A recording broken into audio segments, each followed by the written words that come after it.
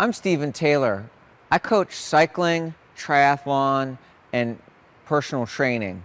I'm going to talk about how to race bicycles. The first thing to be aware of is there are different formats of bicycle racing. Some of the most common formats include road race, criterium racing, time trial racing, and we'll throw triathlon in with the time trial format of racing. Both road racing and criterium racing use a format where cyclists race together closely in a pack.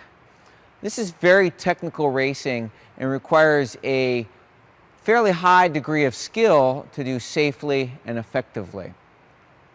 This is what we normally think of as a Tour de France style racing, professional bike racer racing. Another format is a time trial format. This is where generally each cyclist starts individually and it's a race against the clock. In a time trial, you are not permitted to draft immediately behind another racer because of the aerodynamic savings and benefits that this gives you. So it's each racer against the clock. And a time trial format is what you find in almost every triathlon. Now, how to get into one or the other style of racing is a good question. As a coach and as a competitor myself, it's very hard to get into these sports without becoming involved in a club or a team or at least some manner of loosely organized training rides.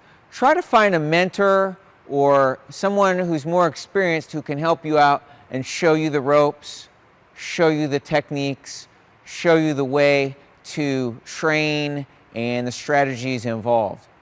Now, I would also give a recommendation to finding a cycling coach or a triathlon coach because your improvement is going to be much quicker. This learning curve will be steeper if you're getting expert coaching sometimes rather than just getting tips from other enthusiasts.